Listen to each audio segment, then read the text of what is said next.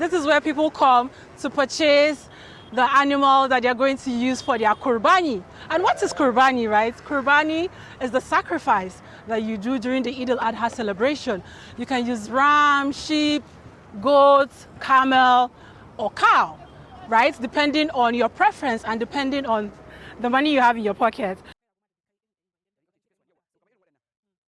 Around this period every year, we see the influx of livestock. But have you ever stopped to wonder what actually goes on behind the scenes of the Eid cattle business?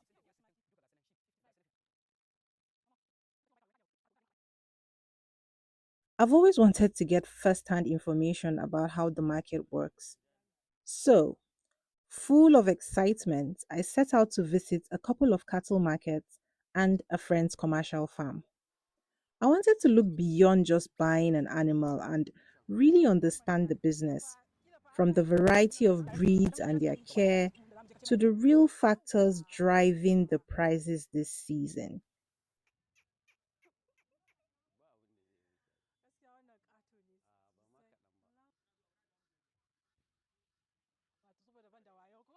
My journey brought me face to face with the sellers themselves. I caught up with Malam Isa, who gave me a fascinating breakdown of the livestock available.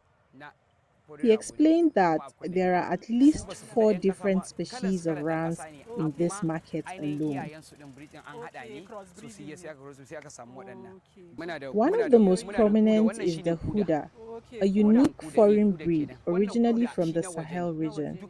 Interestingly, because of the extensive crossbreeding with local livestock over the years, we now have a vibrant population of locally bred Huda rams right here in Kaduna. But managing these animals isn't just about crossbreeding.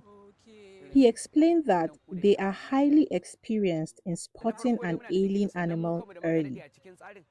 During the rainy season, keeping them healthy is a top priority, which is why they have dedicated veterinary doctors right here at the market to administer proper medication the moment any animal shows signs of sickness. Keeping them healthy is a top priority, which is why they have dedicated veterinary doctors right here at the market to administer proper medication.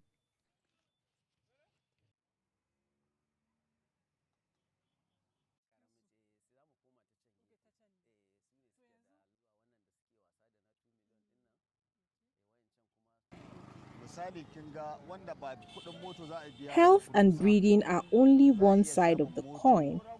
The economics of the market play a massive role too. Malam Hashim opened up to me about why prices feel heavier this year. A major factor is the high cost of transporting foreign rams from neighboring countries into Nigeria. He noted that while some smart buyers lock in their purchases weeks or even months before Eid based on personal preference, general patronage this year is incredibly low. You can see it for yourself. The market is packed with beautiful rams, but barely any buyer in sight. Between inflation and security challenges, the sellers are feeling the heat. In fact, Malam Hashim revealed a fascinating market secret. Because patronage is low in the city, many sellers have actually transported their livestock back to the villages. During my visit, he explained that about 20 vehicles have already loaded up rams and have headed to the villages. Why? Because city buyers mistakenly assume animals are automatically cheaper in the villages. Little do they know they are often buying at the exact same price as that of the city.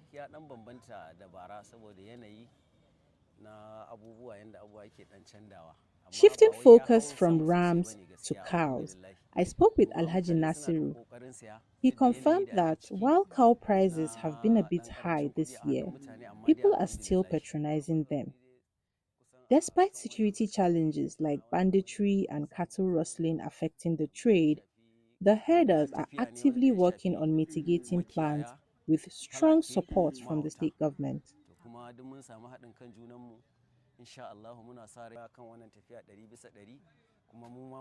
Alhaji Nasir also schooled me on how cows are valued.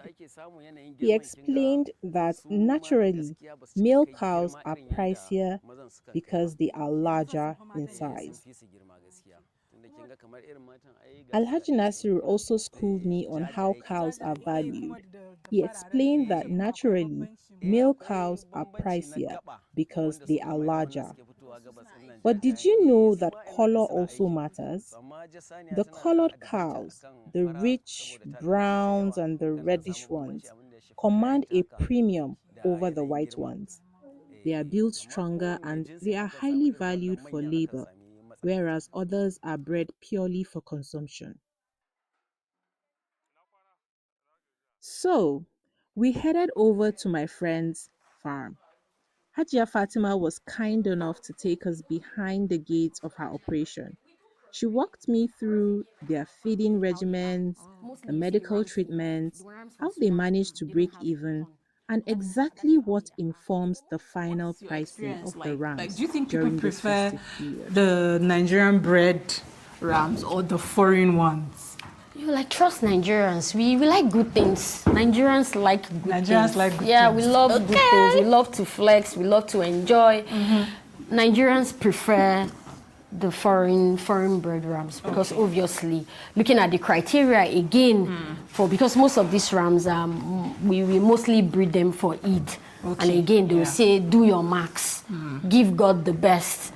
And for foreign based ram, you see them, they grow very big within a short period of you breeding them. Unlike the local ram that you invest a lot. After 2 years, the ram is still looking very small. So these ones grow faster. These ones they grow faster. Like, can you give me like the age? How old are these rams? Mostly we have their 1 year.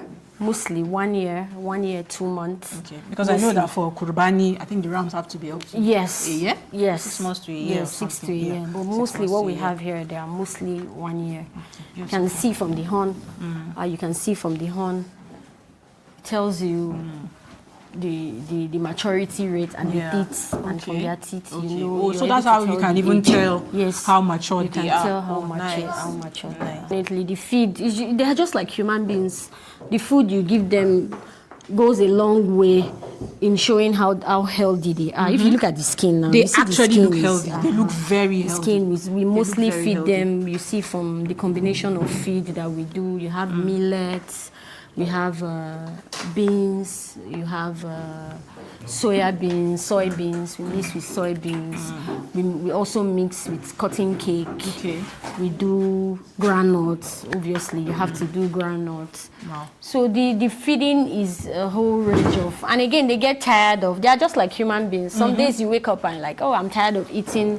So in the morning, the mixture we give them in the morning is different from what they eat in the afternoon. Variety. And what they take. Yes, this is to help them eat more. Yeah. Because if you keep them stuck with one food, you see they just leave the food for you. The soybean, our local awara. So for us, again, as a means of reaching out to communities, the women in the communities around us, we patronize their awara. Okay. The chaff after they get after they. So it's like everything is locally sourced. Everything is locally sourced. You also do wheat, we do maize. Nice. So it's a whole lot of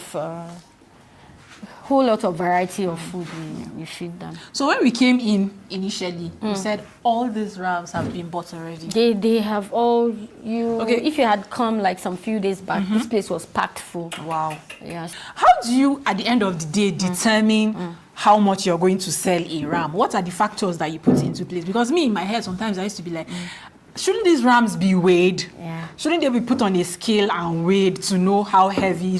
But you're the guru here. You're the one that is handling. So tell us what factors come into play when you want to determine the cost price of the ram. Okay.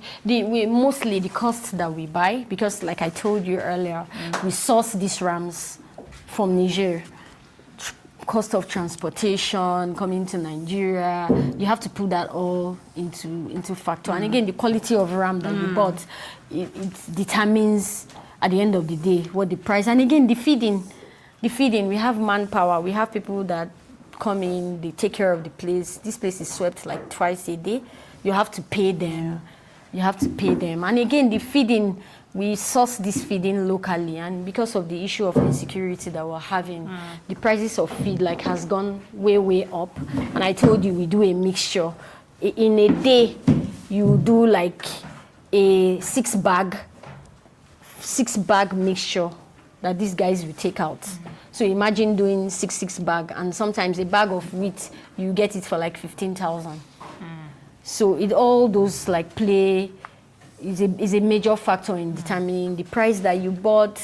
And they have a doctor that come in to do check, and all those services are being paid for. So we kind of factor them in, despite the fact that the money, the profit that the margin is very slim. So sometimes you hear people saying, oh, this ram is way expensive. But again, sometimes you get some of this ram, even at point of sale, when you are buying to breed, you get some of them at 600,000, at 500,000. And you get to breed them for 1 year.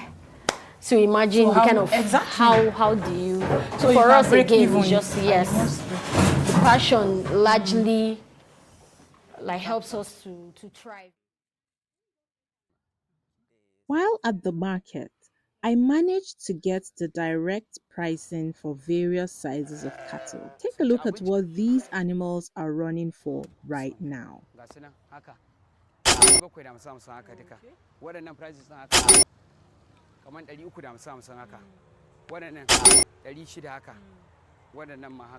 Biyu da hamsin. Wannan 250 duk girman shi nan kwa 250 za a baki shi. Wannan sai da shi 650. Wannan 650. Wannan 650. Sauki kuma za a iya ma ragewa. Wannan shi ma za a iya ragewa. 300. Biyan 300. It's pooping. Baya dai fada ko? Baya fada. It's pooping. Okay. Smallest one 400k. Wannan ba? 950. 950 ba. Suna da bambancin karfi. To yanzu shi nawa ne wannan muna za a iya samun sa 220. Okay. Sannan in so sunan sa'u da wannan. To yanzu kamar nawa ne price din wannan yanzu a nan za a same shi 400 500. Namiji ne? Okay. This one goes for 1. Okay. We have the ones 800, we have 700, but the least ram that we have in this farm goes for 600. Su dai haka ga su nan wayannan kana waɗannan yanzu kamar ba ce kamar 60 haka waɗannan yi a kuɗinka yanzu kaga tumaki kaga 55 60 duka ga su nan sheep kamar nawa ne wannan kaga wannan kamar a ce haka amma kuma kawai kuɗinka shi ma kamar nawa ne wannan yanzu wannan su yanzu duk girman su dake gani haka za a maki su 500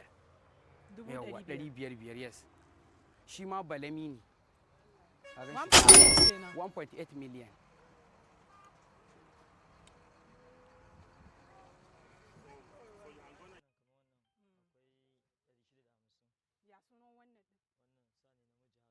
Kuma akan samu 900 da sunan 99.